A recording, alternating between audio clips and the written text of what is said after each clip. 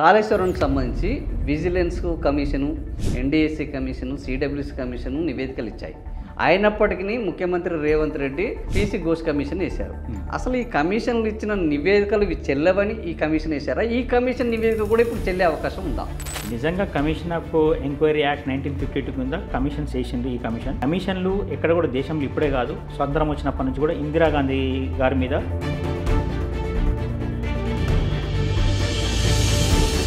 కేసీఆర్ గారు ఉన్నారు, 80,000 పుస్తకాలు చదివారని చెప్తున్నారు. ఎంతో మేధస్తున్నది. అంతకుముందు ఒక కమిషన్ వేస్తే ఆ కమిషన్ ముందుకు నేను విచారణకు రాను, దానికి శాంక్టిటీ లేదని నెగ్గించుకున్నారు పంతాన్ని. మరి పీసీ ఘోష్ కమిషన్ కూడా చట్టబద్ధత లేదు, రాజకీయ కమిషన్ అని మీరు అంటున్నారు. మరి ఆ రాజకీయ కమిషన్ ముందుకు కేసీఆర్ ఎందుకు వెళ్ళారు? ఒకటి ఏంటంటే 2016లో ఎప్పుడైతే ఈ 15 ఫిబ్రవరి నుంచి కన్స్ట్రక్షన్ స్టార్ట్ అయినప్పటి నుంచి, అంటే కన్స్ట్రక్షన్ మేము అగ్రిమెంట్స్ ఇచ్చినప్పటి నుంచి మొదలుకుంటే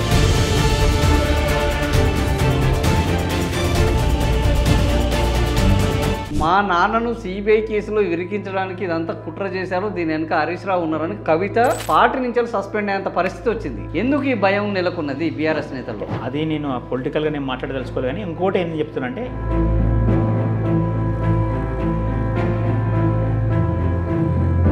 సో ఇప్పుడు పీసీ ఘోష్ కమిషన్కు 3.5 కోట్ల రూపాయలు ఖర్చు అయిందని చెప్తున్నారు. ఈ 3.5 కోట్ల రూపాయలని రేవంత్ రెడ్డి ఇవ్వాలన్నా లేకపోతే జస్టిస్ ఘోష్ ఇవ్వాలన్నా? ఎవరు ఇవ్వాలి? ఇది ప్రజాధనం కదా. 100% ప్రజాధనమే. నేను ఏమంటున్నా కాదంటే, కానీ వాళ్ళు సాక్ష్యాధారాలను చేసిండ్రు ఒక ఫ్యాక్టరీ, దాని మీద నిజంగానే సిబిఐకి వేయడం అనేది అది టోటల్గా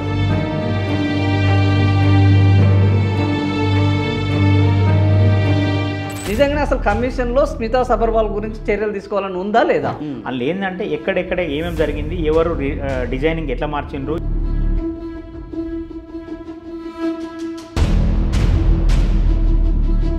మరి ఇవన్నీ అడ్వకేట్ కాళేశ్వరంలో అవినీతి జరగలేదు, అక్రమాలు జరగలేదు అని చెప్పగలరా? 101% అవినీతి అక్రమాలు అనేటివి జరగలేదు. ఎందుకంటే ఇంజనీర్ల పొరపాటు. నేను ఏమంటున్నంటే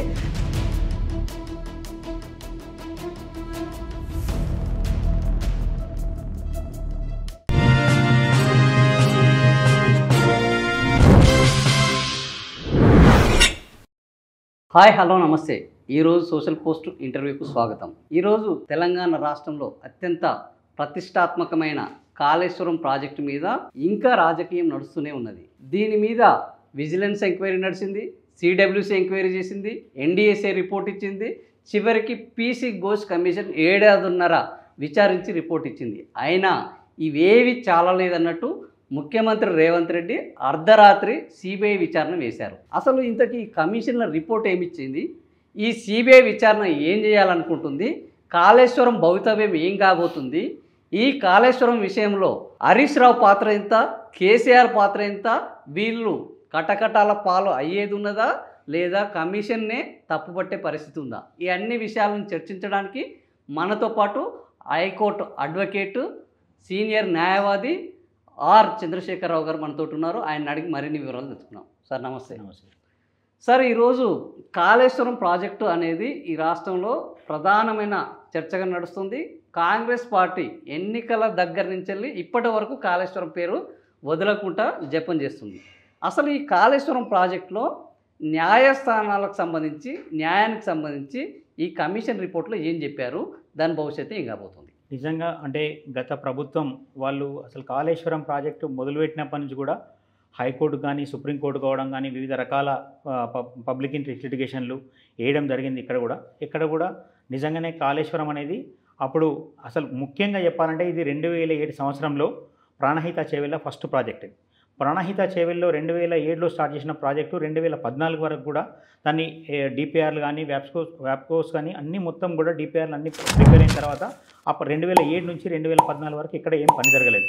నిజంగా తెలంగాణ ఉద్యమం అనేది కూడా అప్పుడు తెలంగాణ రాష్ట్రం అనేది కూడా నీళ్లు, నిధులు, నియామకాలు అనే ఒక 3 దాని మీదనే ఈ తెలంగాణ ఉద్యమం నడిచింది. కాబట్టి మొట్టమొదటి తెలంగాణ ప్రభుత్వం ఏర్పడగానే నీళ్ళ మీద మాజీ ముఖ్యమంత్రి కేసీఆర్ గారు దాన్ని ప్రత్యేక శ్రద్ధ పెట్టి అసలు ఏమున్నాయి నదులు అంటే గోదావరి, కృష్ణ ఉన్నాయి. గోదావరి నుంచి ఏమేమి ఉన్నాయంటే అప్పటికి ఈ డిపిఆర్లు ఉన్న అప్పటికున్న అధికారులందరూ కూడా ఇగో ఇట్లా ప్రాణహిత చేవెళ్ళ ప్రాజెక్ట్ ఉందని చెప్పడం జరిగింది. ప్రాణహిత చేవెళ్ళ ప్రాజెక్టు కాళేశ్వరానికి అసలు డిపిఆర్ ఉన్నదా? ఉంది. డిపిఆర్ ఉంది. సెంట్రల్ వాటర్ కమిషన్స్తో సహా వాటర్ కమిషన్తో సహా 11 కేంద్ర ప్రభుత్వం యొక్క అనుమతులు కూడా లభించినాయి, అన్నీ వచ్చినాయి, అన్ని క్లియర్గా కట్టడం జరిగింది. ప్లస్ అన్నీ కూడా డిపిఆర్ లేకపోతే ప్రాజెక్ట్ ఎట్లా కడతారు, చిన్న మనం ఇల్లు కట్టుకుంటేనే ఇంజనీర్ దగ్గరికి పోయి నువ్వు అన్ని వాస్తు చూపెట్టుకొని ప్లస్ ప్లానింగ్ చేసుకొని కడతాము. అటువంటి అంత పెద్ద ప్రాజెక్ట్ అది 1000 కోట్ల ప్రాజెక్టు డిపిఆర్ లేదన్నా చాలా మూర్ఖత్వం అది. ఎందుకంటే ఈవెన్ కమిషన్లో రిపోర్ట్లో కూడా 665 పేజీలలో ప్రతి పేజీ ప్రతి లైన్ చదివిన నేను అందులో ఏం నో. అంటే తుమ్మిడిహట్టు దగ్గర ఏర్పాటు చేయాలన్నది మేడిగడ్డ వద్దకు మార్చడానికి సెంట్రల్ వాటర్ కమిషన్ యొక్క ఆమోదం లేదు, ఏ ఆమోదం లేదు, ఇది కేసీఆర్ డిజైన్ అంటున్నారు. ఇది చాలా మంది ఉన్న అపోహ. ఎందుకంటే నిజంగానే ఇప్పుడు హట్టి దగ్గర కట్టాలనుకున్నది అప్పుడు ప్రాణహిత చేవెళ్ళ ప్రాజెక్టులో వాస్తవమే కావచ్చు. కానీ మహారాష్ట్ర ప్రభుత్వం 152 మీటర్స్ దగ్గర ఎక్కడైతే తుమ్మిడిహట్టి ఉందో అక్కడ అయితే మహారాష్ట్ర ప్రభుత్వం ఎప్పటికి కూడా ఒప్పుకోలేదు. ఇంకొకటి ఏంటంటే అప్పుడు ఫడ్నవీస్ గారు ఎవరు, చంద్రాపూర్ ఏరియా ఉంటారు. చంద్రాపూర్ ఏరియా ఆయన ఎన్నో పోరాటాలు చేసి కట్టుకొట్టని చెప్పి 2007 నుంచి 2014 వరకు ఏం కాలేదు కూడా కాళేశ్వరం. నిజంగానే కాళేశ్వరం కావలేదు కాబట్టి ఇది ఒక 160 టీఎంసీ వాటర్ కోసము ఇది తెలంగాణను 18,75,000 ఎకరాలు దీన్ని మొత్తం తీసుకురావాలనే ఒక ఉద్దేశంతో ఇది చేసిన ఒక ప్రాజెక్టు. దీనికి అప్పుడు వాళ్ళు ఒప్పుకోకపోతే మహారాష్ట్ర ప్రభుత్వంతో కూడా చాలా సందర్భాల్లో చర్చలు జరిపిండ్రు. ఇక లాస్ట్కు వాళ్ళు ఇంకోటి ఏంటంటే తమ్మిడిహట్టి దగ్గర జరిగితే ఒక శాంచురీ ఉంది, అక్కడ ఒకటి వన్యప్రాణుల అది ఉంది, ఇంకోటి చాలా గ్రామాలు సబ్మెర్జ్ అవుతాయని చెప్పి వాళ్ళు అక్కడ పర్మిషన్ ఇవ్వలేదు. కాకపోతే వాళ్ళు ఏం చెప్పిందంటే ఇప్పుడు మనకు గౌరవ ముఖ్యమంత్రి అప్పుడు ఫార్మర్ చీఫ్ మినిస్టర్ కూడా ఒక కమిటీ హైపవర్డ్ కమిటీ వేసిన అనంతరాములు ఆధ్వర్యంలో. ఆ కమిటీలో కూడా వాళ్ళు ఏం చెప్పిందంటే వేమనపల్లి అని చెప్పి ఒక కమిషన్ రిపోర్ట్లో కూడా రాసిండు. అక్కడ ఉంటే అక్కడన్నా లేకపోతే మేడిగడ్డ దగ్గర సజెస్ట్ చేసిండు. వాళ్ళు సజెస్ట్ చేసిన తర్వాత ఇప్పుడు ఏ ఊరిలో కానీ ఉన్న ఇప్పుడు ఎంతవరకు అయితే చోట్లు ఉంటాయి ఏముంటుంది ఒక ప్లానింగ్ డిజైన్ అంతా వాళ్ళు ఒక సెంట్రల్ గవర్నమెంట్ ఏదైతే ప్రతిపాదించిందో సిడబ్ల్యూసి వాళ్ళ వ్యాప్కోస్ వాళ్ళే ప్లానింగ్ ఇచ్చిండ్రు, డిపిఆర్లు పెట్టిండ్రు. ఆ డిపిఆర్లను కూడా సుప్రీంకోర్టు వరకు కూడా పోయి ఛాలెంజ్ చేసిండ్రు. జస్టిస్ మదన్ బి లోకూరు ధర్మాసనం కూడా కొట్టేసింది. కోర్టు నెంబర్ 3లో ఐటమ్ వచ్చింది. అప్పుడు 2016-17 నుంచి కూడా కంటిన్యూస్గా కాంగ్రెస్ అదే పనిలో అదే దానిలో ఉన్నది. వాళ్ళకు అప్పుడు కూడా కాంగ్రెస్ పార్టీ అనేది వాళ్ళకు ఫైనాన్స్ కూడా అరేంజ్ చేయడం జరిగింది. అవి ఆధారాలతో సహా చూపెట్టడం కూడా జరిగింది. కాళేశ్వరంకి సంబంధించి vigilance commission, NDSC commission, CWC commission నివేదికలు ఇచ్చాయి. అయినప్పటికీ ముఖ్యమంత్రి రేవంత్ రెడ్డి పీసీ ఘోష్ కమిషన్ వేశారు. అసలు ఈ కమిషన్లు ఇచ్చిన నివేదికలు ఇవి చెల్లవని ఈ కమిషన్ వేశారా? ఈ కమిషన్ నివేదిక కూడా ఇప్పుడు చెల్లే అవకాశం ఉందా? నిజంగా కమిషన్ ఆఫ్ ఎంక్వైరీ యాక్ట్ 1952 కింద కమిషన్స్ వేసింది. ఈ కమిషన్లు ఎక్కడ కూడా దేశంలో ఇప్పుడే కాదు, స్వతంత్రం వచ్చినప్పటి నుంచి కూడా ఇందిరాగాంధీ గారి మీద 1975 నుంచి 77 వరకు అప్పుడు కూడా chief justice of India former chief justice JC Shah నేతృత్వంలో ఒక కమిషన్ వేసిండు. ఆ కమిషన్ కూడా రిపోర్ట్ ఇచ్చింది. ఆ రిపోర్ట్ చెల్లదని కూడా మన అసెంబ్లీలో కూడా చెప్పడం జరిగింది. ఎందుకంటే దేశవ్యాప్తంగా ధర్నాలు, రాస్తారోకోలు, కోర్టు పోతే అవన్నీ అట్లా చాలా వరకు కూడా కమిషన్ రిపోర్ట్స్ ఉన్నాయి. మన దగ్గర ఎందుకు మన దిశ ఎన్కౌంటర్ అయింది ఒక 5-6 సంవత్సరాల కింద. దిశ ఎన్కౌంటర్ అయితే 4గురిని చంపితే ఆ దిశ ఎన్కౌంటర్ మీద కూడా జస్టిస్ సిర్పూర్ కమిషన్ వేస్తే దాన్ని కూడా స్టే ఇచ్చింది ఇక్కడ కోర్టు. ఈ జస్టిస్ పీసీ ఘోష్ కమిషన్ ఏంటంటే 14 మార్చ్ 2024 నాడైతే కమిషన్ రాష్ట్ర ప్రభుత్వం వేసిందో ఈ కాళేశ్వరం మీద, అది కూడా ఏంటంటే కరప్షన్ మీద వేలే ఈ కమిషన్. అవకతవకలు డిజైన్లో రూపకల్పనలో ఇవన్నిట్లో నెగ్లిజెన్స్ ఉంది and the part of the engineers అనేది దాని మీద ఒక కమిషన్ వేసింది. ఆ కమిషన్లో కూడా 110 మంది అఫిడవిట్లు వేసిండు, 119 మందిని కూడా ఆ కమిషన్ విచారించింది. మనం ముఖ్యంగా కోర్టుకు ఎందుకు పోయినామంటే 8B కింద ఉన్నాయే 12 సెక్షన్, మొత్తం టోటల్గా ఉన్న ఆ చట్టంలో 12 సెక్షన్లు ఉన్నాయి. ఆ 12 సెక్షన్లలో 5(2) ప్రకారం వాళ్ళకు నోటీస్ ఇవ్వాలి మనకు. ఆ తర్వాత ఎవరైతే ఉంటారో వాళ్ళ మీద అలిగేషన్స్ వాళ్ళ ప్రతిష్టకు భంగం కలుగుతుంది అనుకుంటామో అప్పుడు వాళ్ళకి 8B నోటీస్ ఇవ్వాలి. 8B నోటీస్ ఇవ్వకపోతే అది చెల్లదు. 8C నోటీస్ ఎందుకు ఇవ్వాలంటే 8C నోటీస్ ఇస్తే మనం క్రాస్ ఎగ్జామినేషన్ మనం కానీ లేకపోతే మన మీద ఏదైనా ఆరోపణలు పడినప్పుడు ఆ 8C నోటీస్ ఇస్తే ఆ 8C నోటీస్ మనం క్రాస్ ఎగ్జామినేషన్ చేసే అవకాశం కూడా వాళ్ళకు ఉంటుంది. అట్లా సిర్పూర్ కమిషన్లో కూడా ఒక 6 నెలలు నడిచింది. 6 నెలల్లో కూడా చాలామంది విట్నెస్లను క్రాస్ ఎగ్జామినేషన్ చేయడం జరిగింది, అన్నీ జరిగినాయి. ఈ కమిషన్ ఏంటంటే కేవలం సహజ సూత్రాలకు విరుద్ధంగా పనిచేసింది. రాజకీయ కమిషను అనేది ముఖ్యంగా అర్థమవుతుంది. ఎందుకు అర్థమవుతుంది మనకంటే అంటే అడ్వకేట్గా మీరు కూడా అదే మాట చెప్పగలరా? ఎందుకంటే రాజకీయ నాయకులు ఆల్రెడీ ఇది రాజకీయ కక్షలతో వేసిన కమిషన్, ఇక్కడ ప్రొసీజర్ ల్యాబ్స్ ఉన్నాయని హరీష్ రావు పొద్దున్న లేస్తే చెప్తున్నారు. సో బీయింగ్ ఏ అడ్వకేట్గా మీరు కూడా ఇది రాజకీయ కమిషన్ అని చెప్పగలరా? ఎందుకు చెప్తున్నా అంటే ఇప్పుడు 119 మంది సాక్షులను విచారించినప్పుడు నేను లీగల్గా చెప్తున్నా.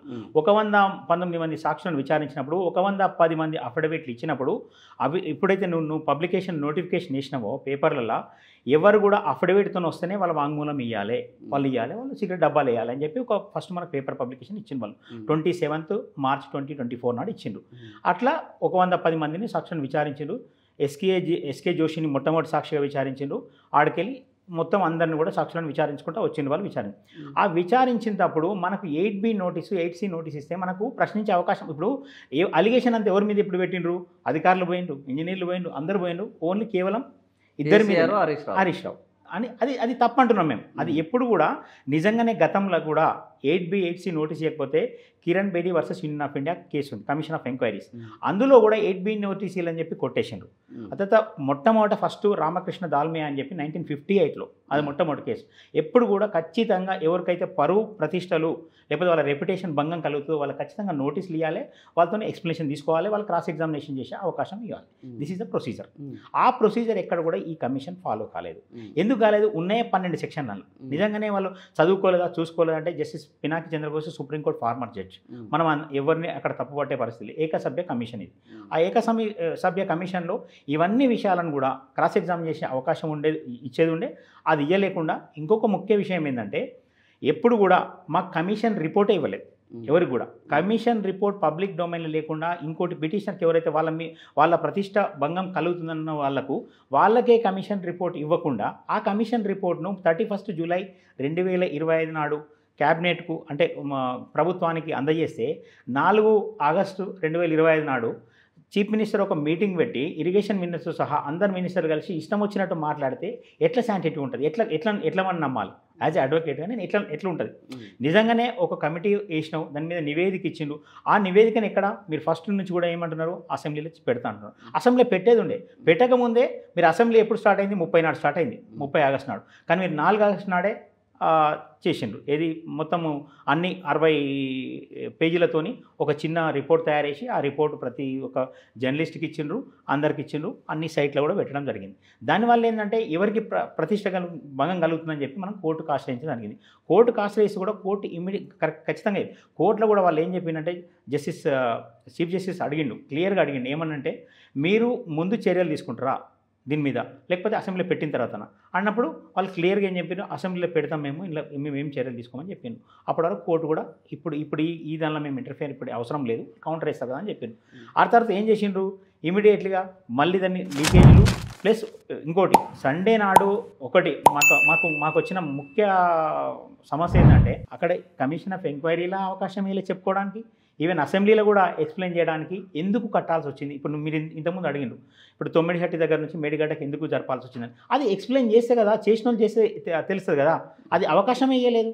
ప్రిన్సిపల్స్ ఆఫ్ న్యాచురల్ జస్టిస్ ఇది టోటల్గా క్లియర్గా అర్థమవుతుంది మనకి. ఏంటంటే ఓకే అక్కడ నుంచి ఎందుకు అలైన్మెంట్ మార్చినాము, రీడిజనింగ్ ఎందుకు అయింది, ఏంది అనేది కూడా వినాలి కదా, అవకాశం అయితే ఇవ్వాలి కదా ఎవరికైనా. కానీ అవకాశం ఎక్కడ కూడా జరగలేదు. కానీ పబ్లిక్ మొత్తం ఎందుకంటే ప్రజలకు కూడా టోటల్గా మరి మీకు అవకాశం ఇవ్వలేదు. ఇప్పుడు కేసీఆర్ గారు ఉన్నారు, 80,000 పుస్తకాలు చదివారని చెప్తున్నారు, ఎంతో మేధస్తున్నది. అంతకుముందు ఒక కమిషన్ వేస్తే ఆ కమిషన్ ముందుకు నేను విచారణకు రాను, దానికి శాంక్టిటీ లేదని నెగ్గించుకున్నారు పంతాన్ని. మరి పీసీ ఘోష్ కమిషన్ కూడా చట్టబద్ధత లేదు, రాజకీయ కమిషన్ అని మీరు అంటున్నారు. మరి ఆ రాజకీయ కమిషన్ ముందుకు కేసీఆర్ ఎందుకు వెళ్ళారు? ఒకటి ఏంటంటే 2016లో ఎప్పుడైతే ఈ 15 ఫిబ్రవరి నుంచి కన్స్ట్రక్షన్ స్టార్ట్ అయినప్పటి అంటే కన్స్ట్రక్షన్ మేము అగ్రిమెంట్స్కి ఇచ్చినప్పటి నుంచి మొదలుకుంటే ఇప్పటిదాకా దీని మీద మొత్తం జరిగింది అని చెప్పి ఒక 100 అబద్ధాలు చెప్తే ఒకసారి అది నిజమైపోయినట్టు. అసలు ఏంది? ఓకే నిజంగానే కమిషన్ ఒక మనకు సాక్షిగా అది కూడా సాక్షిగా విట్నెస్ సమన్ ఇచ్చింది మనకు. ఆ విట్నెస్ సమన్ ఇస్తే 20th May 2025 నాడు ఇస్తే ఎట్లీ June 7th 9th పోయిండు చెప్పడం జరిగింది. అందులో ఎన్ని క్వశ్చన్స్ అలా వేసిన క్వశ్చన్ ప్రతిదానికి జవాబు కూడా చెప్పడం జరిగింది. అక్కడ విట్నెస్గానే పిలిచిండ్రు, విట్నెస్గానే పోయి రావడం జరిగింది. కానీ మనం ఇప్పటికి కూడా ప్రతిసారి ఏమంటున్నామంటే మాకు ఇవ్వాల్సిన అవకాశం ఇవ్వలేదు, కాకపోతే బదనాం ఎక్కువ చేస్తున్నాడు, అన్నెసెసరీగా దీన్ని రెప్యుటేషన్ పాడు చేయడానికే ఒక కంకణం కట్టుకునేది ప్రభుత్వం అని చెప్పి మనం కోర్టుకోవడం జరిగింది. ఆ కోర్టులో కూడా ఏం వేసినాము, ఈ కమిషన్ అసెంబ్లీ పెట్టొద్దని ఎక్కడ చెప్పలే. ఓన్లీ కమిషన్ బయట వచ్చింది, దాన్ని మాకు అనవసరంగా మా రెప్యుటేషన్ ఖరాబ్ అవుతుందని చెప్పి చెప్పడం తప్ప ఇంకా అందులో ఏం లేదు. అంటే ఇప్పుడు కోర్టుకు పోయారు ఆల్రెడీ కమిషను చెత్త చేయాలి, కమిషన్ ట్రాష్ అని చెప్పారు. దీనికి సంబంధించి కమిషన్ ట్రాష్ అనుకున్నప్పుడు హరీష్ రావు వెళ్ళి దానికి అఫిడవిట్లు ఇచ్చేశారు, ఈయన ఇచ్చేశారు, ఇది తప్పు లేదు అని చెప్తున్నారు. అయినా కూడా కోర్టు అక్టోబర్ 7కు ఏమో వాయిదా వేసింది.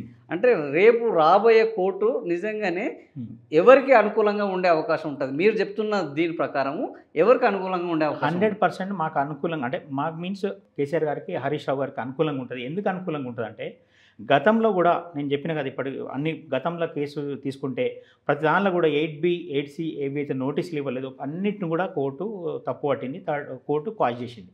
ఇందులో కూడా ఖచ్చితంగా మాకు నోటీసులు ఇవ్వలేదు కాబట్టి వాళ్ళు అది కూడా ఖచ్చితంగా పోతుంది. ఇంకొకటి ఏంటంటే, నోటీస్లో ఈ రోజు వరకు మన కమిషన్ రిపోర్ట్లో ఈ రోజు వరకు ఎక్కడ కూడా తప్పు, చాలామంది డిస్కషన్ చేస్తున్నారు, చాలామంది మాట్లాడుతూ ఉన్నారు వీళ్ళు మీ చర్యలు తీసుకోవాలి. చర్యలు అనేది ఎక్కడ లేదు. ఏం జరిగిందో విట్నెస్ వాళ్ళు ఏం చెప్పిండ్రో అదే కమిషన్ రిపోర్ట్లో ఉంది.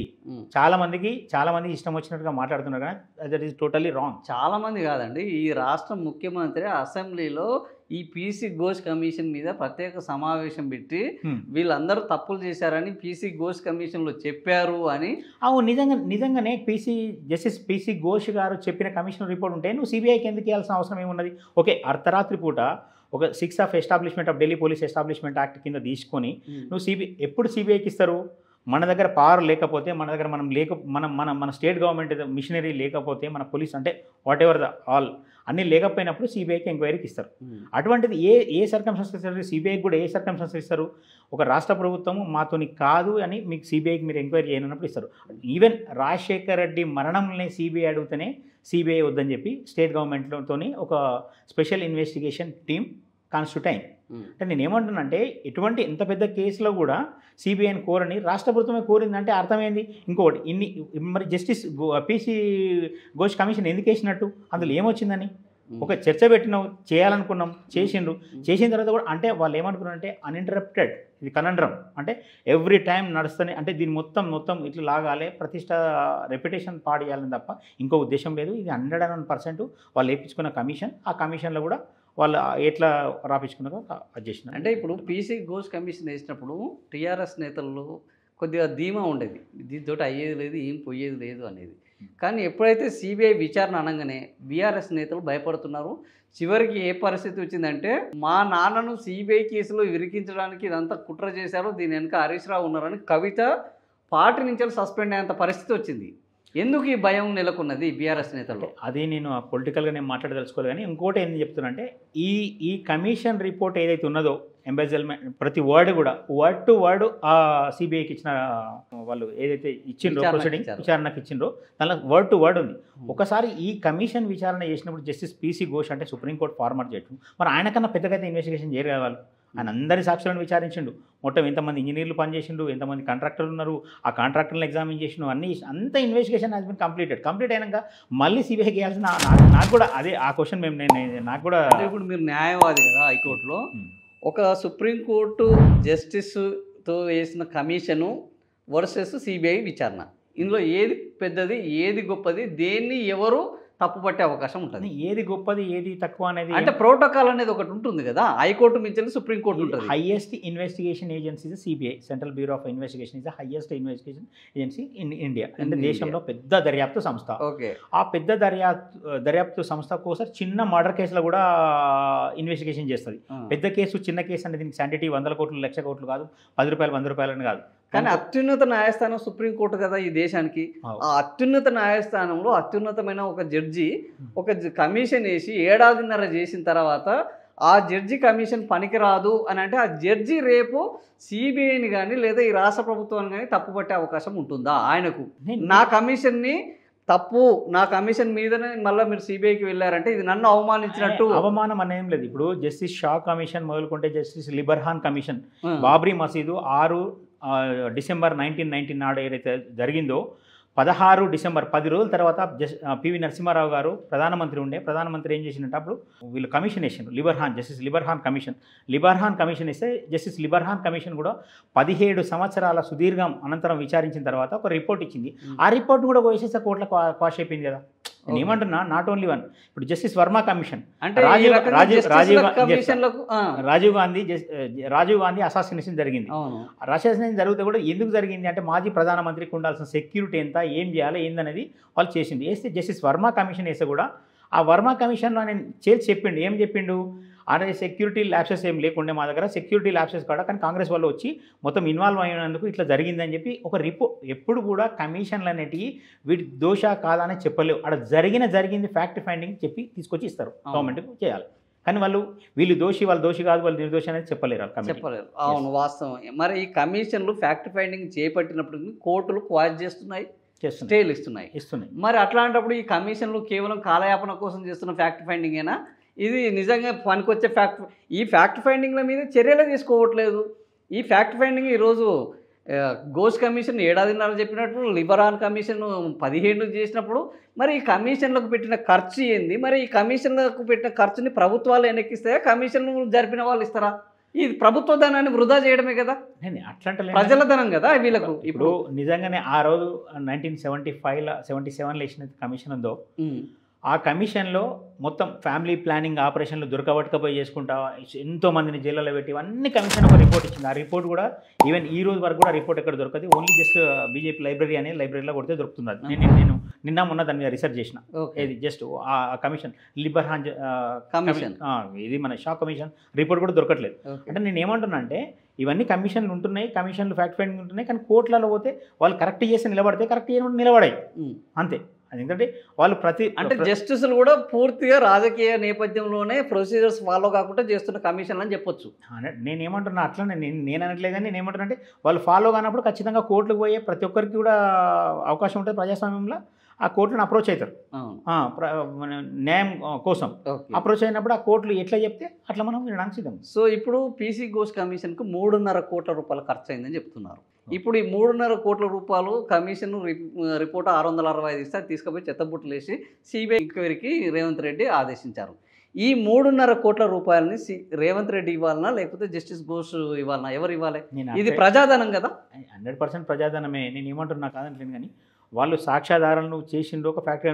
దాని మీద నిజంగానే సిబిఐకి ఇవ్వడం అనేది అది టోటల్గా పూర్తిగా ప్రభుత్వ వైఫల్యం కిందనే జమగట్టాలి. ఎందుకంటే మన దగ్గర ఇంత మంచి పోలీస్ ఆఫీసర్లు ఉన్నారు, మంచి అది ఉన్నారు, దర్యాప్తు సంస్థలు మనకు ఇండియాలోనే ఒక టాప్ ఇన్వెస్టిగేషన్ నుంచి మనదే అని చెప్తుంటారు. నేను అక్కడక్కడ ఆర్టికల్ చదువుతుంటాను. కానీ ఇవాళ మనం తీసుకుపోయి సిబిఐకి ఇచ్చిన మన రాష్ట్ర ప్రభుత్వం అంటే దాన్ని ఎట్లా భావించాలో మీరు అర్థం చేసుకోవాలి. అంటే దీని మీద సిబిఐ విచారణకు ఆదేశించడం పైన రేపు కమిషన్లు ఈ 4 కమిషన్లు రిపోర్ట్లు ఇచ్చినా మళ్ళీ సిబిఐకి విచారణ ఇచ్చారు అని రేపు బీఆర్ఎస్ నేతలు కోర్టుకు వెళ్ళొచ్చా? సిబిఐ విచారణ ఆపాలే, లేదా సిబిఐ విచారణ చేయడము అనేది కూడా వృధా, ఎందుకంటే ఆల్రెడీ కమిషన్లు ఇచ్చారు కాబట్టి ఈ విచారణ పనికిరాదని కోర్టులకు వెళ్ళే అవకాశం ఉందా? వీళ్ళకు అనుకూలంగా తీర్పులు వచ్చే అవకాశం ఉంటుంది. ఎందుకంటే ఈ కమిషన్లు ఏదైతే కమిషన్ ఆఫ్ ఎంక్వైరీ కింద వాళ్ళు అయితే పబ్లిష్ చేసిండ్రో దానికి మొన్న సిబిఐకి ఇచ్చిన లెటర్కు వర్డ్ కూడా తేడాలి, కట్ అండ్ పేస్ట్ అది.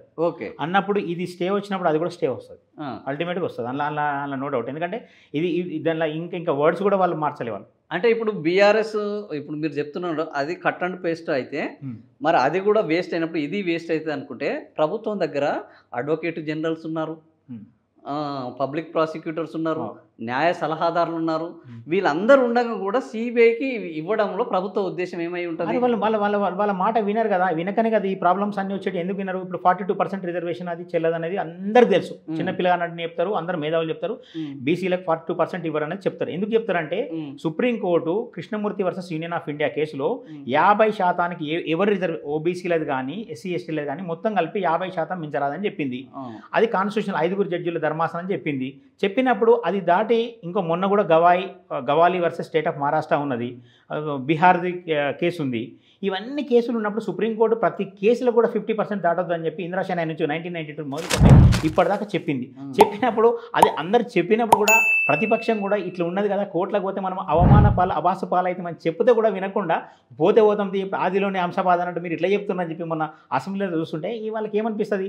కోర్టులో కోర్టులు పోయినా సరే ఏమన్నా కానీ మేం చేస్తాం అనే పని చేయడం తప్ప ఇంకోటి లేదు. ఎందుకంటే క్లియర్గా అర్థమవుతుంది వాళ్ళ ఇంటెన్షన్ ఏంటనేది. ఇప్పుడు మీరు అన్నారు కమిషన్లు ఓన్లీ తప్పులు జరిగాయా లేదా అనేది మాత్రమే చెప్తాయి, ఇవి చర్యలు తీసుకోవాలని వీళ్ళు తప్పు చేశారని చెప్పరు అని అంటున్నారు. చర్యలు తీసుకోవడానికి మరి మొన్న అసెంబ్లీలో స్మితా సబర్వాల్ మీద అదేవిధంగా దానికి సంబంధించిన ఇంజనీర్ల మీద చర్యలు తీసుకోవచ్చు అని కమిషన్ చెప్పింది అని చెప్పడంతో పాటు స్మితా సబర్వాల్ అసలు ఇప్పుడు సెలవులోనే వెళ్ళిపోయింది. ఆమె భయంతో వెళ్ళిపోయిందా, ఆమె మీద చర్యలు తీసుకోమంటే తప్పించడానికి నిజంగానే అసలు కమిషన్లో స్మితా సబర్వాల్ గురించి చర్యలు తీసుకోవాలని ఉందా లేదా? లేదు లేదు, కమిషన్లో ఎక్కడ కూడా వీళ్ళ మీద చర్యలు తీసుకోవాలి, వాళ్ళ మీద చర్యలు తీసుకోవాలని ఎక్కడ లేదు. మొత్తం పారాగ్రాఫ్లలో ఎక్కడ కూడా కన్క్లూజన్ ఎక్కడ కూడా లేదు. అందులో ఏంటంటే ఎక్కడెక్కడ ఏమేమి జరిగింది, ఎవరు డిజైనింగ్ ఎట్లా మార్చిండ్రు, ఏమైంది, ల్యాబ్సెస్ ఎక్కడ ఉన్నాయి, ఎప్పుడు అయిపోయింది, ఏ పిల్లలు ఏనాడు సంక్ అయింది, అట్లా అయిపోయింది, ఎన్ని పిల్లలు ఏమైనాయి, అది తప్ప ఎన్డిఎస్ఏ ఇంకొకటి ఏంటంటే 23 అక్టోబర్ 2023లో ఎన్డిఎస్ఏ వచ్చింది. అప్పుడే ఎంక్వైరీ చేసింది, ఒక రిపోర్ట్ ప్రైమరీగా రిపోర్ట్ ఇచ్చింది. ఆ తర్వాత ఏం చేసిండ్రు, అప్పుడు ఎలక్షన్ ముంగట ఒక ప్రైమరీ రిపోర్ట్ వచ్చింది. ఆ రిపోర్ట్ తర్వాత ఏం చేసింది, మళ్ళీ ఎంపీ ఎలక్షన్లో కూడా మళ్ళీ ఒక రిపోర్ట్ వచ్చింది. మళ్ళీ తర్వాత మళ్ళీ ఒక 6 నెలలకు మళ్ళీ ఒక రిపోర్ట్ వచ్చింది ఎన్డిఎస్ఏ. ఇప్పుడు ఫైనల్ రిపోర్ట్ వచ్చింది. అంటే 4 రిపోర్ట్లు ఉన్నాయి ఎన్డిఎస్ఏలో.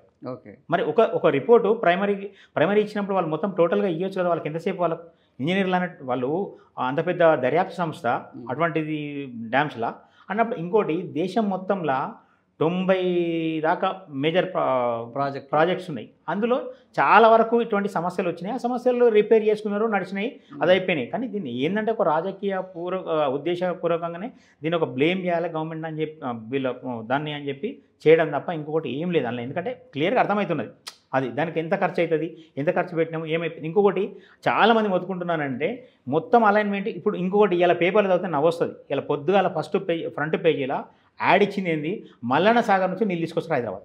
అది ఎక్కడ ఎవరు కట్టిన ప్రాజెక్ట్, అది ఎక్కడ ప్రాజెక్ట్, అది ఎట్లా ప్రాజెక్టు, మరి లక్ష కోట్లు పొద్దుగాలు వేసే మొత్తుకుంటున్నారు. అది ఎక్కడికి వెళ్ళి వచ్చింది, 50 TMC ఆఫ్ వాటర్ మల్లన్న సాగర్లో ఎట్లా జమ అయింది, ఎట్లా నిల్వ ఉంటుంది, ఎక్కడికి వెళ్ళి వచ్చింది.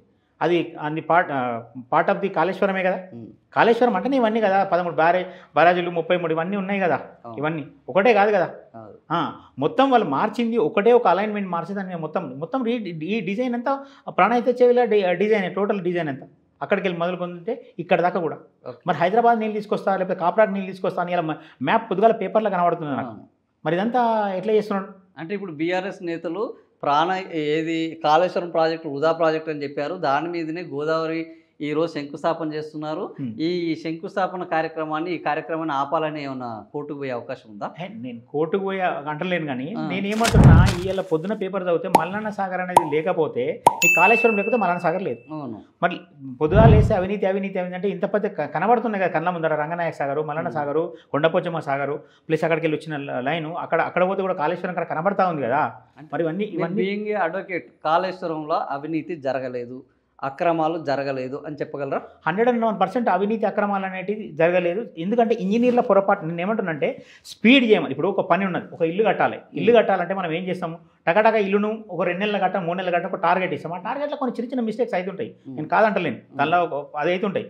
ఇప్పుడు మనం చిన్న ఊర్లో 12,000 ఇచ్చి గవర్నమెంట్ 12,000 ఇస్తే బాత్రూమ్ కట్టుకోమంటే ఒక తవకలు జరుగుతుంటే, ఒక వృత్తుంటే పోతుంది. ఇది ఇంత పెద్ద ప్రాజెక్ట్, ఇది 1,00,000 కోట్ల ప్రాజెక్ట్. ఈవెన్ నాగార్జున సాగర్ గురించి చెప్తాను. నాగార్జున చాలా మంది రేటు పెరిగింది పెంచిందని చెప్తున్నారు, ఎస్కలేషన్. అది తప్పది. నాగార్జున సాగర్ కూడా 70.38 ఫస్ట్ దానికి 1955లో స్టార్ట్ చేసి 1967 12 years తర్వాత దాన్ని కంప్లీట్ చేస్తే అది కూడా 132.32 కోట్లకు పెరిగింది. నేను ఏమంటున్నా అంటే 1,000 కోట్లకు. అంటే నేను ఏమంటున్నా, ఏ ప్రాజెక్టు కానీ నువ్వు దేశంలో ఎక్కడ కూడా తీసుకో, ఫస్ట్ మనము ఒక ప్రాజెక్టుని చేసుకుంటే 4 అంతలు 5 అంతలు 6 అంతలు 7 అంతలు పెరిగిన ప్రాజెక్టులు కూడా ఉన్నాయి చాలా వరకు. ఇక్కడ కూడా అంటే ధరలు పెంచడంలో అవినీతి లేదు, అక్రమాలు లేవు అని చెప్తున్నారు మీరు, అంతేనా? ఇది ప్యూర్లీ ఇంజనీర్స్. ఇప్పుడు ఇది టెక్నికల్ ఇష్యూ. టెక్నికల్లా వాళ్ళందరూ అలిగేషన్ ఏంది, ఓన్లీ క్యాబినెట్ సమావేశం కాలేదు, ముఖ్యమంత్రి తన మొత్తం నిర్ణయాధికారం అంతా అనేది డిక్టేటర్షిప్ లెక్క చేసిన అనేది అలిగేషన్. మా మీద అవినీతి అనేది ఎక్కడ లేదు ఇంతవరకు. ఈవెన్ కమిషన్ వేసిన దానిలో లేదు, ఎక్కడ కూడా లేదు. అవినీతి అనేది లేదు ఎక్కడ కూడా. ఓన్లీ డిక్టేటర్షిప్ ప్రతి దానిలో కూడా. మీరు డైరెక్ట్ కేసీఆర్ కూతురు ప్రెస్ మీట్ పెట్టి జరిగింది, రాజకీయంగా వాళ్ళు 100 మాట్లాడుకుంటారు, 1000 మాట్లాడుకుంటారు, నాకు సంబంధం లేదు. నేనేంది 665 పేజీల రిపోర్ట్ చదివినా కాబట్టి చెప్పగలుగుతున్నాను. 665 రిపోర్ట్లో ఎక్కడ అవినీతి అనేది అవినీతి కాదు, అందులో నెగ్లిగెన్స్ ఉంది. ఎక్కడెక్కడ ఏమేమి చేయాలా అందులో ఇంజనీర్లో కొంచెం లోపం. ఇంకోటి ఏ ప్రాజెక్ట్లో అయినా ఉంటుంది అంటూ నేను నాట్ ఓన్లీ దట్. ఇప్పుడు సుంకిశాల ఉంది ఎగ్జాంపుల్, అక్కడ ఎస్ఎల్బీసీ అయింది.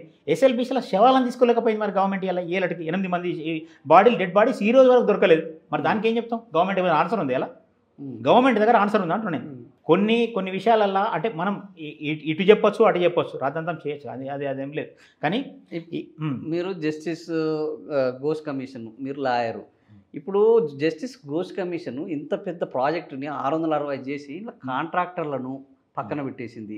అసలు ఏంది ప్రాజెక్టు కడితే ప్రధాన బాధ్యత ఎవరు వహించాలి? కాంట్రాక్టర్లు వహించాలి. ఈరోజు ఎల్ఎన్టీ కానీ మెగా కానీ మిగతా కాంట్రాక్ట్ సంస్థ వాళ్ళని పక్కన పెట్టి ఆ రోజు ఆర్థిక అనుమతులు ఇచ్చిన సిఎస్ ఉన్నారు, ఈ రోజు సిఎస్, ఆ రోజు ఎస్కే జోషి గారు ఉన్నారు, ఎస్కే జోషి ఉన్నారు, రామకృష్ణరావు ఉన్నారు, ఆయన ఫైనాన్స్ ఆ రోజు ఆర్థిక అనుమతులు అన్ని ఇచ్చింది ఆయనే. మరి వీళ్ళిద్దరిని ఎక్స్క్లూడ్ చేసి కమిషన్ ఇవ్వడము నిజంగా ఇది న్యాయబద్ధమేనా? నేను ఏమంటున్నా, ఒక న్యాయమూర్తులు చేయాల్సిన పనేనా ఇది? ఏమంటున్నా, కమిషన్ లా 119 మంది ఎవరైతే విచారించిండో వాళ్ళ మొత్తం PW1 to PW119 మొత్తం ఉండాలి. అక్కడ చూడండి కమిషన్ రిపోర్ట్లో ఏమున్నది, ఒకళ్ళ దగ్గర ఒకళ్ళు 4 క్వశ్చన్లు, ఒకళ్ళు 3 క్వశ్చన్లు, ఒకళ్ళు 2 క్వశ్చన్లు, ఒకళ్ళు క్వశ్చన్ వెళ్ళి అడగలేదు. అట్లా ఉన్నది కమిషన్ రిపోర్ట్. అట్లా జస్టిస్ సిర్పూర్ కమిషన్ చూడండి, ఆ కమిషన్ రిపోర్ట్ మొత్తం ఉంది 1250 పేజీలు. అది నేను మీకు చూపెడతా. అందులో టోటల్గా ఉంటుంది ఏ విట్నెస్ని ఎప్పుడు ఎగ్జామిన్ చేసిన ఏమైంది, అందులో విట్నెస్ని కరెక్ట్ ఎగ్జామిన్ చేయలేదు. సో ఎప్పుడైతే జస్టిస్లు వాళ్ళకి వేసిన కమిషన్ ప్రొసీజర్ ల్యాప్స్ చేసి ఒక రాజకీయ పరంగా చేస్తే ఈ జస్టిస్ల మీద కూడా కోర్టుకి వెళ్ళే అవకాశం ఉంటుందా? వీళ్ళు ప్రొసీజర్ ల్యాప్స్ చేశారు, ప్రజాధనం దుర్వినియోగం చేశారు ఉన్నదనే కదా మనం కోర్టుకి వెళ్ళి అప్రోచ్ అయింది. అవన్నీ ల్యాప్సెస్ సహజ సూత్రాలకు విరుద్ధంగా ఉంది, వాళ్ళు సహజ సూత్రాలు పాటించలేదు, అంటే వాళ్ళు ఒక్కటే వాళ్ళ యునానిమస్గా వాళ్ళు చేసిండ్రు, వాళ్ళు చెప్పినట్టు చేసిండ్రు అనే కదా మనం చేసేది. ఇప్పుడు వెళ్ళింది ఏంటంటే కమిషన్ని నివేదికని క్వాష్ చేయండి, అది ట్రాష్ అని చెప్పండి, దీని మీద చర్యలు తీసుకోవద్దని. కానీ అసలు కమిషన్ ఎవరైతే జస్టిస్ ఉన్నారో ఆయన తప్పులు చేశాడో ఆయన మీద ఎందుకు చర్యలు తీసుకోకూడదని వెళ్ళే దమ్ము ధైర్యం ఈ రోజు ఎప్పుడు జ్యుడిషియరీలో ఉందా? ఒక వ్యక్తిని ఎప్పుడు క్రిటిసైజ్ చేయొద్దు, జడ్జిమెంట్ క్రిటిసైజ్ చేయొచ్చు, కమిషన్ రిపోర్ట్ కంటెంప్ట్ అవుతుంది, ఎప్పుడు కంటెంప్ట్ అవుతుంది. ఎప్పుడు కూడా నువ్వు జడ్జిమెంట్ను క్రిటిసైజ్ చేయొచ్చు, జడ్జిని క్రిటిసైజ్ చేయరాదు, దట్ ఈస్ లా.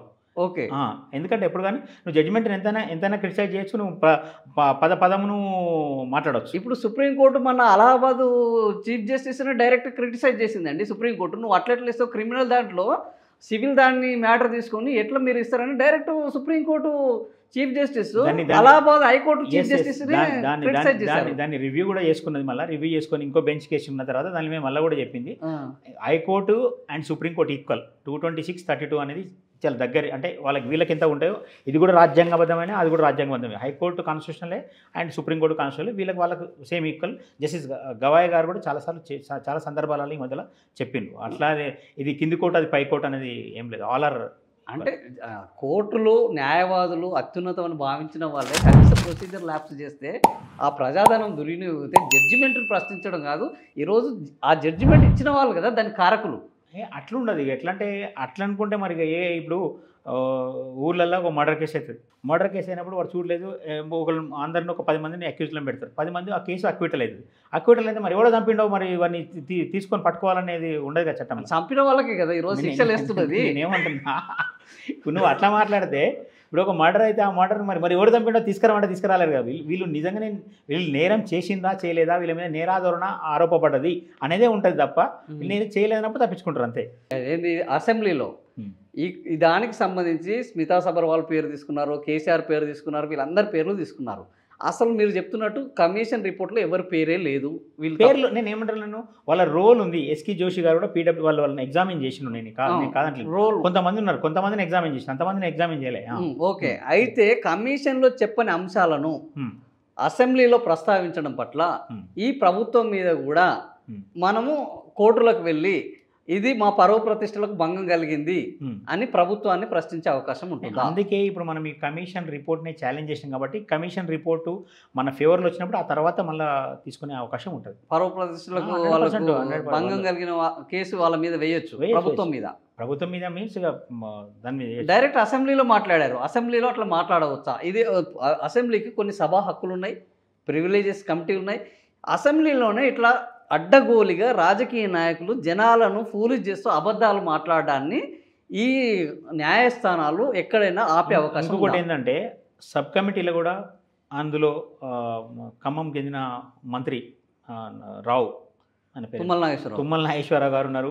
చాలా మంది అంటే నేనేమంటున్నా సబ్ కమిటీలో కూడా వాళ్ళు ఉన్నారు, వాళ్ళందరూ ఉన్నారు. అప్పుడు ఓకే. జూపల్లి కృష్ణారావు ఉన్నారు, వీళ్ళందరూ కమిటీలో ఉన్నారు. అప్పుడున్న మంత్రులు ఇప్పుడున్న దానిలో మంత్రులలో అప్పుడున్న వాళ్ళు 2-3 ఉన్నారు. అలా వీళ్ళందరూ సబ్ కమిటీ అదైపోయింది. యాక్సెప్టెన్స్ అంత అయిన తర్వాతనే ఇవన్నీ 2015 నాడు ఫస్ట్ అదైంది. ఓకే. సో కమిటీ కూర్చొని క్యాబినెట్ కూర్చున్నాకనే అప్రూవ్ చేసిన తర్వాత దీనికి ఫర్దర్. కానీ ఈరోజు ఆ సబ్ కమిటీలో ఉన్న వాళ్ళు కూడా ఏంది కాళేశ్వరంలో అవినీతి జరిగింది, మేము ఏదో సంతకాలు పెట్టమంటేనే పెట్టినా మాకు అసలు ఏం తెలియదు అని చెప్తున్నారు. అంటే నీకు అర్థం కాలే, కమిషన్ ఏర్పడేది అవినీతి మీద కాదు, నెగ్లిజెన్స్ మీద, డిజైన్ మీద, నేను మొత్తం టోటల్గా అదే చెప్తున్నా. వాళ్ళ ప్రొసీడింగ్ చూడండి మీరు ఎవరు కానీ. ఓకే. అవినీతి అనేది ఇప్పుడు ఈ రోజు కమిషన్ రిపోర్ట్ ఇచ్చింది కదా, రిపోర్ట్లో ఎక్కడన్నా గింత జరిగిందని ఇచ్చిందా? ఎక్కడ కూడా లేదు. ఓకే. ఎక్కడ కూడా లేదు. అది అదంతా దుష్ప్రచారం, ఏదో పబ్లిసిటీ వాళ్ళు చెప్పుకోవడానికి, వీళ్ళని బదనాం చేయడానికి. ఎందుకంటే స్థానిక సంస్థల ఎన్నికలు వస్తున్నాయి రేపు ముందర, అందుకని దీన్ని తీయడము, రేపు ఎల్లుండో స్థానిక సంస్థల ఎన్నికలను వీళ్ళని బ్లేమ్ చేయాలనేది ఒక ఆలోచన తప్ప ఇంకోటి ఏం లేదు. ఇప్పుడు ఇన్ని కోట్లు పెట్టి కాళేశ్వరాన్ని కట్టారు, అసలు ఒకరేమో బీఆర్ఎస్ వాళ్ళు 94,000 కోట్లు అంటున్నారు, కాంగ్రెస్ ఆర్థిక శాఖ మంత్రి బట్టి విక్రమార్క వచ్చేసి 1,27,000 కోట్లు అంటున్నారు, కొంతమంది 1,00,000 కోట్ల అవినీతే జరిగింది అంటున్నారు.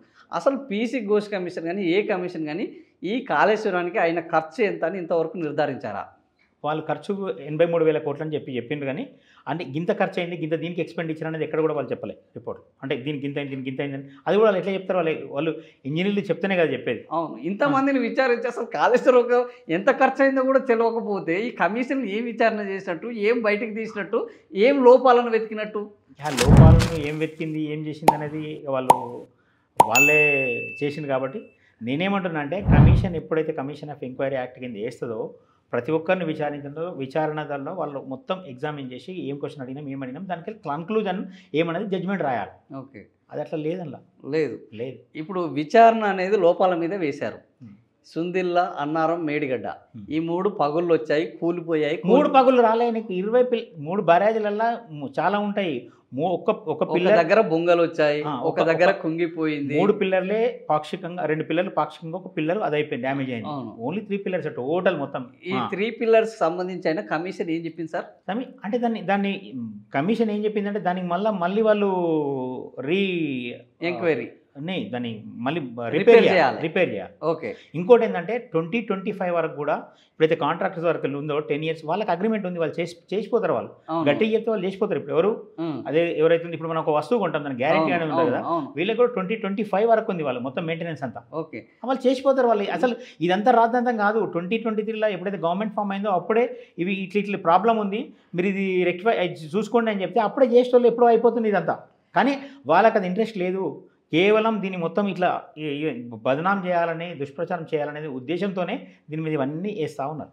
ఇప్పుడు ఉత్తమ్ కుమార్ రెడ్డి ఇరిగేషన్ శాఖ మంత్రి దాని మీద ఆల్రెడీ ఇట్లనే చేయాలని మేము అడిగితే మాకు సంబంధం లేదు అని కాంట్రాక్టర్లు చెప్పారు, ప్రభుత్వమే డబ్బులు భరించాలని చెప్పారు అని ఆయన ప్రెస్ మీట్ పెట్టి మరీ చెప్పారు. నిజంగానే ఇది ఉంటే ఇప్పటి వరకు వీళ్ళకి ఇట్లా 25 వరకు ఇది ఉన్నది అని గైడ్ లైన్స్ని ఇంతవరకు బీఆర్ఎస్ నేతలు కానీ, సోకాల్డ్ ఈ న్యాయవాదులు కానీ ఎందుకు బయటికి ఒక రిపోర్ట్ వాళ్ళ యొక్క అగ్రిమెంట్ను బయటకు ఎందుకు తీసుకురావాలి? ఆ క్వశ్చన్ కమిషన్లో పడలేదు. ఇంకొకటి ఏంటంటే ఆ కమిషన్లో మనం ఎగ్జామిన్ చేసిన పేపర్ చూస్తే అందులో కూడా పడలేదు ఆ క్వశ్చన్, మీరు అడిగిన క్వశ్చన్. ఇంకొకటి ఏంటంటే మొన్న అసెంబ్లీలో కూడా అవకాశం ఇవ్వలేదు. అసెంబ్లీలో నిజంగానే ఇప్పుడు 665 పేజీల రిపోర్టుకు కనీసం ఒక 6 గంటలన్నా అవకాశం ఇవ్వాలి. హాఫ్ అన్ అవర్ అవకాశం ఇచ్చి చెప్పాలి ఏముంటుంది, ఏం చెప్తాం, ఏముంటుంది టెక్నికల్గా. ఇప్పుడు ఎంతో మంది ఉంటుంది. కనీసం ఒక చిన్న ఇల్లు కట్టాలంటేనే ఇంజనీర్ని పెట్టుకొని, సుధారణ పెట్టుకొని మనము పర్మిషన్ తీసుకోవాల్సి వస్తుంది. దానిలో ఎన్ని పర్మిషన్స్, ఎన్ని ఉన్నాయి, ఎందుకు వచ్చింది, ఎందుకు మీరు అలైన్మెంట్ మార్చిరని ఒక క్వశ్చన్ కూడా, ఎక్స్ప్లెనేషన్ కూడా అవకాశం ఇవ్వలేదు. ఇవన్నీ కావాల్సి రాజకీయ దురుద్దేశంతో ఉద్దేశపూర్వకంగా చేసినవి తప్ప ఇంకోటి ఏం లేదు.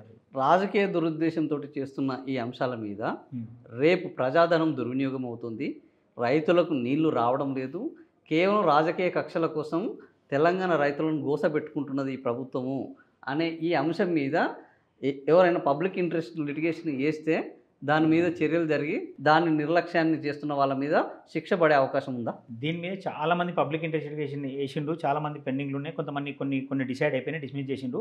ఇంకోటి ఏంటంటే ఇలా ఎవ్వరు కూడా కాళేశ్వరం మీద మాట్లాడేటోళ్ళు మల్లన్న సాగర్ కానీ, రంగనాయక సాగర్ కానీ, కొండపోచమ్మ కానీ, లేకపోతే కాళేశ్వరం కానీ వచ్చి చూస్తే వాళ్ళకి అర్థమవుతుంది నిజంగా కూడా మనం ఏదో బయట కూర్చొని మాట్లాడితే ఇవన్నీ జరిగాయి. ఎందుకంటే సింపుల్ దగ్గర 50 కిలోమీటర్ల దూరంలో ఉంది మల్లన్న సాగర్. వస్తే నీకు తొగుట దగ్గర మొత్తం ఏర్పడుతుంది కదా, తెలుస్తుంది కదా, అందులో ఎన్ని వాటర్ ఉన్నాయి, ఏమున్నాయి, ఏం కథ, ఏం కట్టిన అనేది తెలుస్తుంది కదా ప్రాక్టికల్గా. ఎవరు అట్లా లేదు. ఎందుకంటే ఒకటి అంటే వాళ్ళు ఏదైతే పొద్దున్న లేచి క్యాసెట్ ఎట్లయితే వేసుకుంటున్నారో అదే క్యాసెట్ అవినీతి తప్ప అలా జరిగింది ఏం లేదు. ఇంకోటి ఒక పాయింట్ టు పాయింట్ డిస్కస్ చేస్తే ఎక్కడ కూడా అది లేదు. అంత ఎక్స్ప్లెనేషన్ ఇప్పుడు పీపీటీ పెట్టినప్పుడు క్లియర్గా ఎక్స్ప్లెయిన్ చేసాను. అసెంబ్లీలో కూడా అవకాశం ఇవ్వాలి. ఎందుకంటే ఇరిగేషన్ మినిస్టర్కి అవకాశం ఇవ్వాలి, వేరే వాళ్ళకి ఇవ్వకున్నా పర్లేదు. ఇరిగేషన్ మినిస్టర్కి ఎందుకంటే ఇప్పుడు ఒక కమిషన్కు 24 నెలలు 22 నెలలు కమిషన్కు రిపోర్ట్ పట్టింది. 22 నెలల రిపోర్టుకు మరి 22 గంటల సమయం ఇవ్వాలి కదా అని చెప్పడానికి. అవకాశం ఇవ్వాలన్నా ఇద్దాం. అందరు చూస్తున్నారు అసెంబ్లీ. మరి చూసినప్పుడు అవకాశం ఇవ్వకపోతే నువ్వు కనీసం 22 గంటలు ఇచ్చిపెట్టు, 2 గంటల అవకాశం ఇవ్వకపోతే నువ్వు అలా ఎట్లా ఎక్స్ప్లెయిన్ చేయాలి? నా మీద నువ్వు ఒక దుష్ప్రచారము, నా మీద ఒక అభాండం వేసినప్పుడు నాకు దానికి ఎక్స్ప్లెనేషన్ కూడా టైం ఇవ్వాలి కదా, నాకు అడగడానికి. ఆ అవకాశం ఇవ్వలేదు నాకు. వితౌట్ ఎక్స్ప్లెనేషన్ ఎట్లా? మీరు ఎలాగ చెప్తే మీ వాదన చెప్తారు, అంతకు మించి కొత్తగా చెప్పేది ఏం లేదు. మీరు కాళేశ్వరము ఆహా ఓహో అంటారు. అసలు కాళేశ్వరం ఆహా ఓహో అయితే కాళేశ్వరాన్ని మేము పట్టించుకోకుండానే గత క్రాప్లో ఈ దేశంలో హైయెస్ట్ క్రాప్ మేము పండించాము. ఎస్ఆర్ఎస్పి నుంచి వెళ్ళి పండించాము, మిగతా గోదావరి నీళ్ళని వాడుకుని కాళేశ్వరం వాడకుండానే పండించాము అని చెప్తున్నారు గవర్నమెంట్. అట్లాంటప్పుడు కాళేశ్వరం యొక్క అవసరం ఏముంది అని అడుగుతున్నారు. ఒక ప్రాజెక్టు కట్టంగానే దాంతో రిజల్ట్ రాదు. దానికి it will take time, some time, కొంత టైం పడుతుంది, సంవత్సరం. ఎందుకంటే ఫస్ట్ కట్టంగానే అవి ఎట్లా ఫంక్షనింగ్ ఎట్లున్నది ఏందనేది వాళ్ళు ఇంజనీర్లు వాళ్ళందరూ అబ్జర్వ్ చేసుకుంటారు. ఆ తర్వాత కొద్దిగా నీకు ఇంకోటి ఇప్పుడు వచ్చిన క్రాప్ ఎప్పుడు వస్తుంది, 4-5 ఇయర్స్కు దానికి రిజల్ట్ తీసుకెళ్తాం. ప్లస్ ఫస్ట్లో కూడా రిజల్ట్ వచ్చింది, రిజల్ట్ రాలేదు. ఇలా రిజల్ట్ రాకపోతే నువ్వు ఇలా ఎట్లా మొదలు పెడతావు గోదావరి మీద? ఇలా గోదావరి ఇలా మల్లన్న సాగర్ మీద మొదలు పెట్టినావు, హైదరాబాద్కు నీళ్ళు తీసుకొస్తా అంటే ఎక్కడికి వెళ్ళి తీసుకొస్తున్నావు? బికాజ్ ఆఫ్ కాళేశ్వరమే కదా, వాళ్ళు కట్టడం వల్లనే కదా కాళేశ్వరం నుంచి హైదరాబాద్కు సిటీకి నీళ్ళు తీసుకొస్తా అనేది. సింపుల్. దాంతో ఆన్సర్ నీ క్వశ్చన్కు నీదే ఆన్సర్. ఇక ఇప్పుడు మీరు అన్నారు పెద్ద పెద్ద ప్రాజెక్టులలో ఇదంతా ఒకటి ఉంటుంది అని. మొన్న ఏమని చెప్తున్నారంటే ముఖ్యమంత్రి రేవంత్ రెడ్డి మొన్న ఎస్ఆర్ఎస్పి దగ్గర పోయి మిగతా ప్రాజెక్టుల దగ్గర పోయి ఇవి మా కాంగ్రెస్ హయాంలో కట్టాము, ఇప్పటికీ చెక్కు చెదరలేదు, కాళేశ్వరం కట్టిన 3 ఏళ్లలోనే కూలిపోయింది అంటున్నారు. అట్లా చెప్పుకుంటూ పోతే కడెం ప్రాజెక్ట్ నుంచి మొదలుకుంటే దేశంలో ఎన్ని ప్రాజెక్టులు కట్టినో అన్నిట్లలో చిన్న చిన్న రిపేర్స్, చిన్న చిన్న ప్రాబ్లమ్స్ అన్ని దగ్గర ఊర్లే ఖాళీ చేయించింది. అప్పట్లో గంగాపురం అని అవన్నీ విలేజ్లు అన్ని కడెం దగ్గర మొత్తం ఖాళీ చేయించిన సందర్భాలు నేను అట్లంటే నేను ఎవరి మీద కాదు, ఒక పని చేసినప్పుడు విమర్శ అనేది ఉంటుంది, ప్లస్ ఆ పనిని చూడడంలో విధానంలో ఉంటుంది. ఇప్పుడు ఎక్కడ కూడా ఓకే మనం రోడ్ చాలా మట్టుకు వేస్తుంటాం, మరి 6 నెలల 3 నెలలనే రోడ్ డ్యామేజ్ ఎందుకైతే అంటే ఒకసారి వర్షం పడవచ్చు, లేకపోతే ఇంకేమైనా ప్రాబ్లం కావచ్చు, లేకపోతే మట్టి జతుకోవచ్చు, ఎన్నో మెనీ రీజన్స్ ఉంటాయి కదా.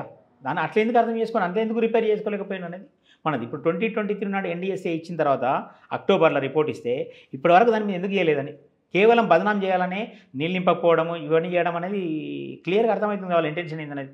ఓకే. సో ఇప్పుడు సిబిఐ విచారణకి ఇచ్చారు. ఈ విచారణకి ఇచ్చిన నేపథ్యంలో రేపు భవిష్యత్తు ఏం జరగబోతుంది? ఏం జరగదు. ఇప్పుడు ఈ రిపోర్ట్ ఎట్లా స్టే అయిందో అది కూడా స్టే అవుతుంది. ఎందుకు స్టే అవుతుందంటే దీనిలో కట్ అండ్ పేస్టే కాబట్టి అందులో పెద్దగా మార్పులు చేర్పులు ఏం చేయలేదు. ఇంకోటి బేసింగ్ ఆన్ దిస్ రిపోర్టే కదా, ఇప్పుడు ఈ కమిషన్ రిపోర్ట్ మీదనే వాళ్ళు వేసినాడు. ఈ కమిషన్ ఏమైతే అంశాలు ఉన్నాయో అదే అంశాల మీద వాళ్ళకు అది చేసిండు. ఎప్పుడు కానీ సిబిఐ ఎప్పుడు ఎంటర్ అవుతుంది, ఫైనాన్షియల్ అది ఉన్నప్పుడు అవుతుంది. కనుక ఫైనాన్షియల్ అదే లేదు ఇక్కడ. ఆల్రెడీ ఒక కమిషన్ నీకు తెచ్చింది కదా, ఇవన్నీ రిపోర్ట్లు ఇచ్చినాక మళ్ళీ ఇంకా సిబిఐ వచ్చి ఏం చేస్తుంది? ఓకే. అంటే సిబిఐకి CBI is not expert in the irrigation అందులో కదా. Okay. They are not technical. Okay. మళ్ళీ వాళ్ళు ఏ టెక్నికల్ ఏదున్నా వాళ్ళు మళ్ళీ సిడబ్ల్యూసీఓ వాళ్ళ హెల్ప్ తీసుకోవాలి, లేకపోతే బేసింగ్ ఆన్ ద రిపోర్టో లేకపోతే ఇంకోటి ఎవరెవరు తీసుకోవాలి కదా. వాళ్ళు డైరెక్ట్ వచ్చి కూర్చొని చేయలేరు కదా వాళ్ళు. ఇప్పుడు సిబిఐ విచారణ కూడా ఆపాలి అని బీఆర్ఎస్ నేతలు కోర్టుకు వెళ్తే గెలిచే అవకాశం ఉంటుందా, లేకపోతే సిబిఐ విచారణతోటి బీఆర్ఎస్ నేతలకు భవిష్యత్తు ప్రశ్నార్థకంగా మారబోతుంది? అది కోర్టు ఏం చెప్తుంది, ఎట్లా చేస్తానే మనం ఎట్లా కోర్టుకు వెళ్ళి అంటే సిబిఐ విచారణ ప్రతి ఒక్కరు అడుగుతారు, కానీ సిబిఐ ఆల్రెడీ మీరు ఇప్పుడు చెప్పారు సిబిఐ కూడా సిడబ్ల్యూసీ తీసుకోవాలి, ఎన్డీఎస్సీ తీసుకోవాలి, పీసీ కమిషన్ తీసుకోవాలి, కొత్తగా ఇక్కడ తేల్చాల్సింది ఏం లేదు. అట్లాంటప్పుడు మరి ప్రభుత్వం ఇట్లా ఇచ్చింది కాబట్టి ఇది మళ్ళా ప్రజాధనాన్ని సిబిఐ టైంను వృధా చేయడమే, మా పరువు ప్రతిష్టలకు భంగం కలిగించడమే, దీన్ని 24 గంటలు చర్చలో పెట్టడమే. ఇది వద్దు అని ఒకవేళ సిబిఐ మీద కోర్టుకు వెళ్తే వీళ్ళు గెలిచే అవకాశం ఉందా? అది గెలిచే అవకాశం ఉందా? కోర్టుకు వెళ్ళే అవకాశం అవుతుంది, కానీ గెలిచే అవకాశం అనేది మనం ఎట్లా చెప్పగలుగుతాం? అది కోర్టు డిసైడ్ చేయాల్సిన పని. మనం వెళ్ళే అవకాశం అయితే 100% ఎవరికైనా దాని మీద నోటీస్ మీద వెళ్ళే అవకాశం ఉంది వాళ్ళకి. ఓకే. అయితే సిబిఐకి ఇప్పుడు ఈ ఒక్క కమిషన్ వెళ్ళారు, ఇంకో 3 కేసులు కూడా ఇవ్వాలని బండి సంజయ్ అడుగుతున్నారు. ఒకటి గొర్రెల స్కామ్ ఉన్నది, విద్యుత్ కొనుగోలు ఒప్పందంలో అవకతవకలు జరిగాయి అనేది ఉన్నది, ఈ కార్ రేసింగ్ అనేది, ఇట్లాంటి అంటే ఒక సిబిఐకి ఇవ్వడానికి ఒక కేసుకు సంబంధించి ఏదైనా ఒక దానికి ఇంత అర్హత ఉండాలి, అర్హత ఉండకూడదు అనేది ఏమన్నా ఉన్నదా? అది ప్రభుత్వ విచక్షణేనా? బీజేపీ ఫస్ట్ నుంచి కూడా వాళ్ళకి ఒకటే మాట, ఈడీ సిబిఐ తప్ప థర్డ్ వర్డ్ లేదు. థర్డ్ వర్డే లేదు వాళ్ళకి. ఓకే. పొద్దుగాలేస్తే ఈబీ సిబిఐ ఇవి వాళ్ళు ప్రతి ఇంటర్వ్యూలో చూడండి వాళ్ళు ఏమంటారు, ప్రతి చిన్నవాడిని నా ఊరే నల్లాలు నీళ్లు రాకపోతే కూడా సిబిఐ ఎంక్వైరీ అడుగుతారు. ఎందుకు అడుగుతారంటే నీళ్ళు ఎందుకు వస్తలేవు అనేది కూడా వాళ్ళ క్వశ్చన్. అట్లా వాళ్ళు ప్రతి దగ్గర కూడా ఈడీ సిబిఐ అనేదే ఉంటున్నారు. కానీ వాళ్ళు ఇప్పుడు దీని మీద కూడా వాళ్ళు ఫస్ట్ ఫ్రమ్ ద బిగినింగ్ నుంచి చెప్తా ఉన్నారు దీని మీద వేయాలి. మన అసెంబ్లీలో పెట్టి చెప్పేదాకా కూడా వాళ్ళు కూడా ఇదే వాదన చేస్తూ ఉన్నారు. వాళ్ళు అంతకుముందు మాట్లాడిన మహేశ్వర రెడ్డి గారు కూడా అదే వాదన చేసిండు, నేనేదో చెప్పాలని చెప్పి రాత్రి 10 గంటలకు. ఓకే. సో అంటే ఇప్పుడు అసలు ఈ సిబిఐకి కేసులు మన దగ్గర నుంచి ఇంతకుముందు ఏది ఒక లాయర్లను చంపినది వామనరావు కేసు కూడా సిబిఐకి ఇవ్వడం జరిగింది ఈ ప్రభుత్వం వచ్చిన తర్వాతనే. అసలు సిబిఐ కేసులు ఈడీ కేసులలో ఏదో 0.01 ఏది కన్విక్షన్ రేటు ఉన్నది అని అంటున్నాం. సిబిఐ కేసుల్లో ఇప్పుడు రేవంత్ రెడ్డి వేసిన దాంట్లో ఈ ప్రభుత్వం అయ్యేలోపు నివేదిక వచ్చే అవకాశం ఉందా, లేకపోతే ఈ ప్రభుత్వం అసలు అయిపోయిన తర్వాత నివేదిక వచ్చే అవకాశం ఉందా? సిబిఐ కేసుల యొక్క కన్విక్షన్ రేట్ ఎలా ఉంది? కన్విక్షన్ రేట్ అన్ని పెండింగ్లే ఉంటున్నాయి. సిబిఐ మొత్తం దేశంలో ఉన్నాయన్నీ మ్యాక్సిమం పెండింగ్లే ఉన్నాయి. ఓకే. దానికి ఇంకోటి ఏంటంటే ఆ లాయర్లు చంపిన కేసు ఏంటంటే ఎప్పుడు కానీ ఫస్ట్ గవర్నమెంట్ ప్రభుత్వం రాష్ట్ర ప్రభుత్వం సెటిల్ సిబిఐకి అప్పయ్యవచ్చు, లేకపోతే కేంద్ర ప్రభుత్వం వేయచ్చు, లేదంటే హైకోర్టు కానీ సుప్రీంకోర్టు కానీ ఆర్డర్ చేయొచ్చు. ఈ 3 రకాలుగా సిబిఐకి ఇవ్వచ్చు. ఒక ఎనీ కేసు ఏది చిన్న మర్డర్ కేసు ఉంటే వాళ్ళు ఇవ్వచ్చు అనుకున్న వాళ్ళు అది ఇంపార్టెన్స్ అనుకున్నప్పుడు. ఓకే. సిబిఐని రాకుండా కూడా మేము ఆపాము ఏది రాష్ట్రంలోకి, కానీ రేవంత్ రెడ్డి సిబిఐకి మళ్ళీ గేట్లు ఓపెన్ చేశాడు. ఇవన్నీ రాజకీయ అంటే అంశాలు. అంటే సిబిఐ అనేది ఒక విచారణ సంస్థను ఒక ప్రభుత్వము ఇట్లా అడ్డుకోవడానికి న్యాయపరంగా అలాంటి అవకాశాలు ఉన్నాయా? అది ఈ జీవోలతోటి ఒక సిబిఐ సంస్థను ఆపడం కరెక్టేనా? జీవోలతో ఎట్లా ఆపుతారు? జీవోలు ఎప్పుడు కానీ సిబిఐని తెమ్మని చెప్పి ఇప్పుడు మన రాష్ట్ర ప్రభుత్వం ఇచ్చింది. అవును. ఎప్పుడు కూడా చాలా సందర్భాలలో కోర్టు హైకోర్టు కానీ సుప్రీంకోర్టు కానీ సిబిఐ ఎంక్వైరీకి ఆర్డర్ చేస్తాయి. లేదంటే కేంద్ర ప్రభుత్వం దర్యాప్తు సంస్థ కాబట్టి కేంద్ర ప్రభుత్వాలు చేస్తూ ఉంటుంటాయి. రాష్ట్ర ప్రభుత్వం అంటే చాలా తక్కువ. ఎందుకంటే ఈవెన్ జయలలిత కేసులో కూడా అప్పుడు కమిషన్ వేసిండ్రు, ఆ కమిషన్ ఎంక్వైరీ అది కూడా కొట్టుకుపోయింది. అట్లా ఎక్కడ కూడా కమిషన్ ఎంక్వైరీస్లో వాళ్ళు ఇచ్చిన రిపోర్ట్లను బేస్ అయ్యి నిలబడే లేవు.